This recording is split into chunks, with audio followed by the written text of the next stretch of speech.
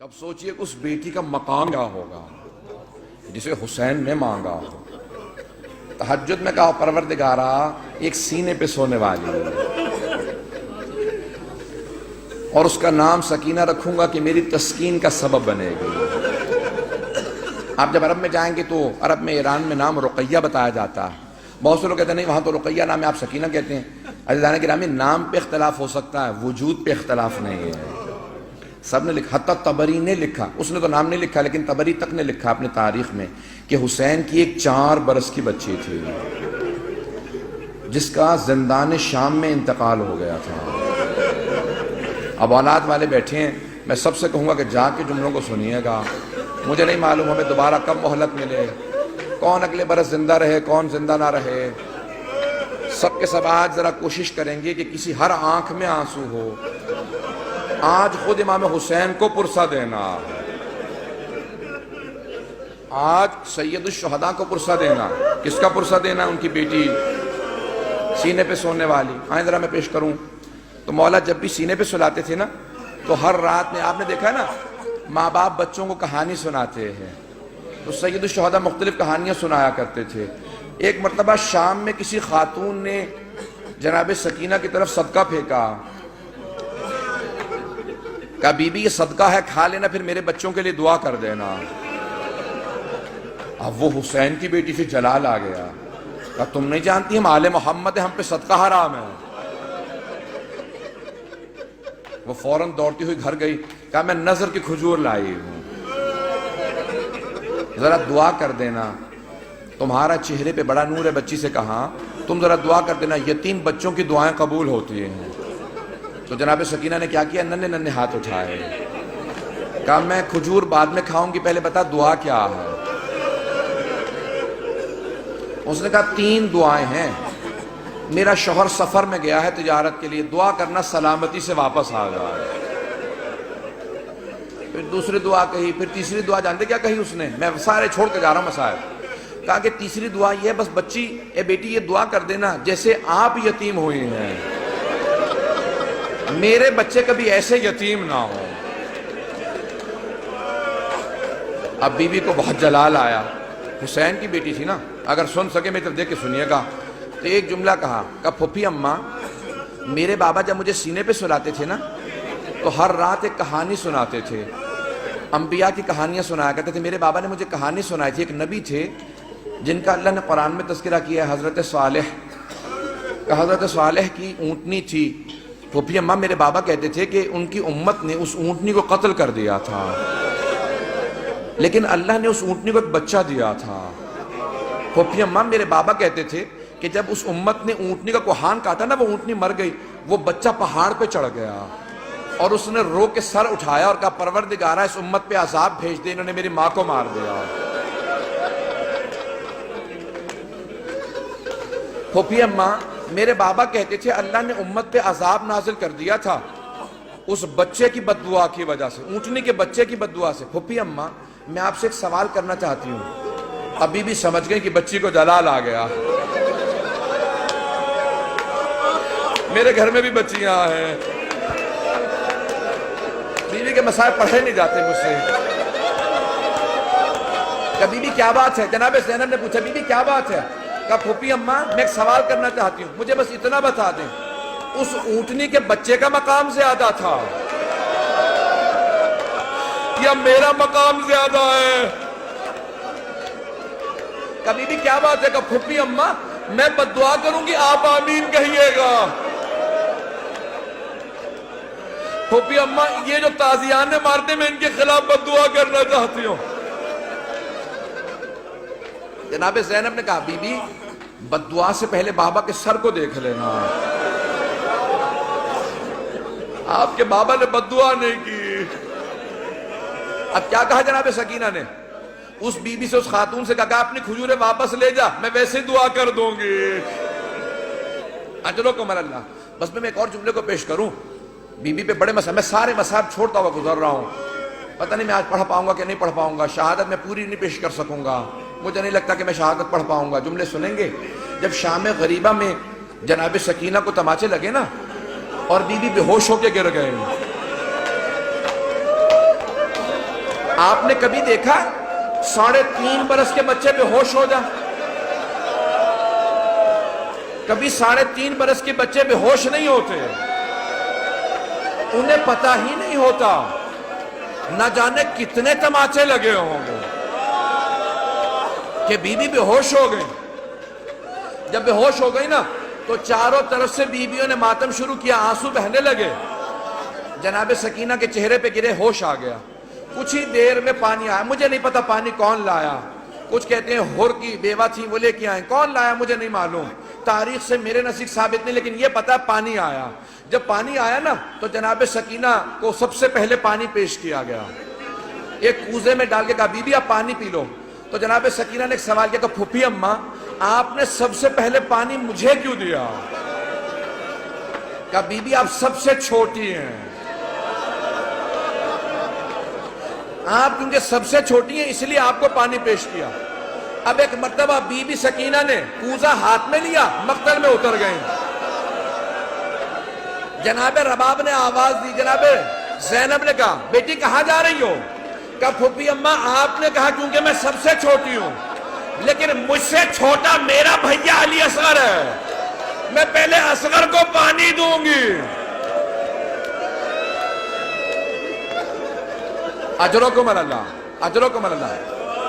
بس بھئی اب شاید آپ برداشت نہ کر سکیں، اس کے بعد میں دعا نہیں کرا پاؤں گا۔ جب راستے میں چل رہے تھے نا امام سجاد کہتے ہیں میری بہن کے سوالوں نے مجھے بہت رلایا۔ جب حلب کے قریب ایک مرتبہ رسیاں کھولی نا بیویوں کی تو جناب سکینہ آپ نے دیکھا یتیم بچوں کو بہت شوق ہوتا ہے کوئی سینے سے لگائے، کوئی پیار کرے، خصوصاً اگر کوئی حسین کے پیار کی عادی ہو۔ تو جیسی بی بی کی رسیاں کھولی نا دوڑتی ہوئی گئی امام سجاد کے گلے میں باہیں ڈال دی۔ جیسے ہی بی بی نے باہیں ڈالی نا اپنے بھائی کے گلے میں تو امام سجاد نے کہا آہ۔ جب آہ سنی نا کہا بھیا کیا بات ہے، آہ کیوں کر رہے ہیں؟ کہا بی بی مجھے دھوپ میں بٹھائے رکھتے ہیں، میری زنجیریں گرم ہو جاتی ہیں، جب کوئی ہلاتا ہے نا تو میری کھال اترنے لگتی ہے۔ اب جب بی بی کو پانی ملا بی بی نے مولا کے زنجیروں پہ ڈالنا شروع کر دیا۔ کہا بی بی کیا کر رہی ہے؟ کہا بھیا آپ ہی نے تو کہا تھا زنجیریں گرم ہیں، میں زنجیروں کو ٹھنڈا کر رہی ہوں۔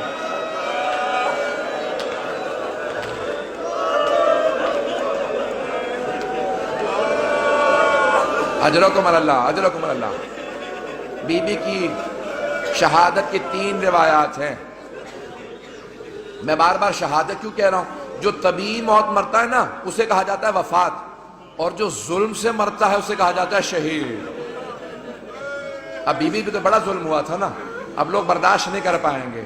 میں شہادت کی ایک روایت صرف پیش کرنا چاہتا ہوں اگر سن پائیں، لیکن میں ایک سوال کروں آپ سے، اگر کوئی کسی کے بچے کو تماچا لگا دے، ماں باپ سامنے کھڑے ہوں کیسی کیفیت ہو جاتی ہے؟ خصوصاً اگر ماں بیوہ ہو۔ جب شام غریبہ میں بی بی کو تماچا لگا نا تو جناب رباب نے بڑی حسرت سے جناب زینب کو دیکھا، کیوں کہ بی بی میری بچی کو بچا لو۔ جناب زینب نے کہا رباب اب مجھے مت دیکھنا، میرا عباس نہیں رہا۔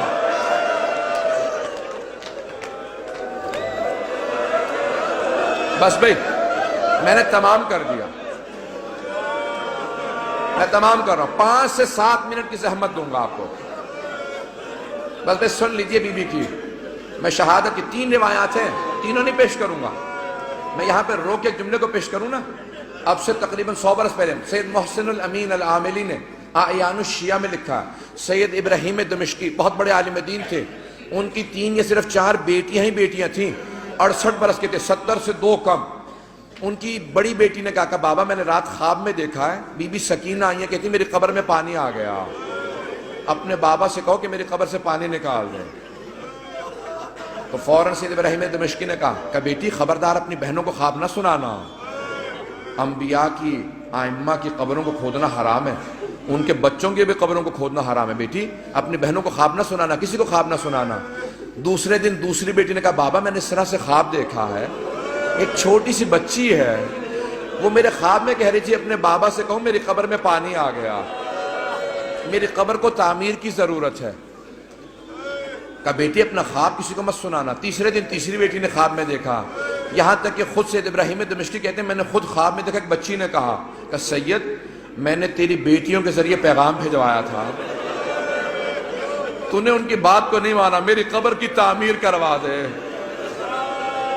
اب سید ابراہیم دمشقی بہت بڑے عالم دین تھے, سارے دمشق کے علماء کو جمع کیا, کہا کہ اس طرح سے میں نے خواب دیکھا, کہ پھر آپ تعمیر کروائیں. مزدوروں کو جمع کیا, کہا کہ صرف قبر کو کھودنا. ایک مرتبہ ایک مزدور نے کہا مجھے کفن محسوس ہو رہا, کہا سب دور چلے جاؤ, یہ سید زادی ہے. میں جس جملے کو پیش کرنا چاہ رہا ہوں, میں سارے مصائب نہیں پڑھوں گا.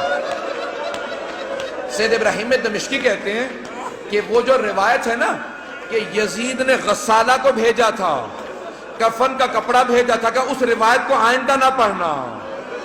میں کہہ گیا کہ وہ جو اہل سنت کی روایت ہے نا کہ یزید نے کہا غسالہ کو بھیج دو, کفن بھیج دو, حسین کی بچی کو غسل دے دے, کفن دے دیں, کہ اس روایت کو نہ پڑھنا. کہ میں نے کرتے میں لاشا دیکھا ہے, کہ میں نے کرتے میں دیکھا, کہ کانوں میں زخم تھے, کہ ہاتھوں میں نشان تھے رسیوں کے. اب بہت سے لوگ اٹھ کے چلے گئے, مجھے پرواہ نہیں ہے, میں 2 جملے پیش کروں گا. اب لوگ برداشت نہیں کر پا رہے, جملے پیش کروں. آیت اللہ اشتہاردی نے جو جملے لکھے ہیں, کہا ایک مرتبہ شام کے زندان میں بہت تاریکی تھی, رات کو جناب سکینہ نے خواب دیکھا, خواب میں اپنے بابا حسین کو دیکھا. ایک رو کے جملہ کہا بابا اب مجھے چھوڑ کے مت جانا, بابا شمر نے مجھے بڑے تماچے مارے, بابا میں مسلسل چچا عباس کو پکارتی رہی, میں نے بہت کہا امو میری مدد کو, بابا اب مجھے ساتھ لے جاؤ, میں جینا نہیں چاہتی. اتنے میں بی بی کی آنکھ کھل گئی, فوراً آواز دی, کہا اماں میرے بابا بھی یہیں کھڑے تھے. کہاں ہے میرے بابا, مجھے لینے آئے تھے. سوگنامہ محمد میں آیت اللہ اشتہاردی کہتے ہیں ساری بیویاں رونے لگی. جب بی بی نے اپنا خواب سنا ہے نا, سب بیویاں بلند آواز سے رونے لگی. کہا ایک مرتبہ یزید نے آواز سنی, اٹھ گیا, کہا کیا بات ہے, یہ کیوں رو رہی ہیں, مجھے آرام کیوں نہیں کرنے دے رہی. کہا ایک بچی ہے بار بار کہتی مجھے اپنے بابا کے پاس جانا. کہا کون ہے اس کا باپ, کہا وہ حسین کی بیٹی ہے. کہا جاؤ حسین کا سر دے دو. ایک تشت میں سر سید الشہداء کو رکھا, اس پہ ایک کپڑا ڈالا. جب تشت لائے, ساتھ میں ایک مشل تھی, ایک چراغ تھا. بی بی نے ایک مرتبہ مشل کو, ایک مرتبہ اس تشت کو آتے دیکھا. بی بی نے کہا اب مجھے کھانا نہیں چاہیے, مجھے کوئی پیاس نہیں, بھوک نہیں ہے, مجھے بابا کے پاس جانا.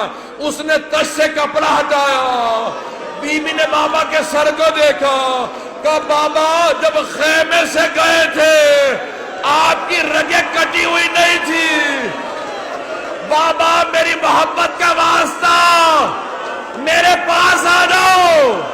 ایک مرتبہ تشت سے سر اٹھا, بی بی نے آغوش میں لیا, اپنے گال کو امام حسین کے رخسار پہ رکھا, کہا بابا مجھے لے جاؤ, میں زندان میں نہیں رہنا چاہتی. ایک مرتبہ بیویوں نے ہلکا باندھا, رونا شروع کیا, دیکھا بچی گر گئی. جب بی بی گری, امام سجاد نے کہا انا للہ و انا الیہ راجعون. بیویاں سمجھ گئی اب بچی نہیں رہی. امام سجاد نے زندان میں قبر کھو دی. جب لاشا ہاتھوں پہ لیا, آواز دی, او 72 کے عزادار بابا اپنی بیٹی کے لاشے کو لے لو.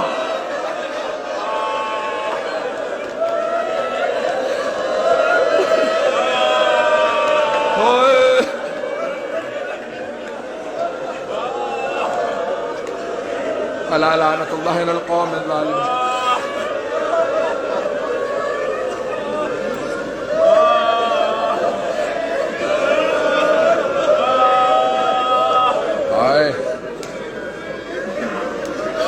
وَسَيَعْلَمُ الَّذِينَ ظَلَمُوا أَيَّ مُنْقَلَبٍ يَنْقَلِبُونَ.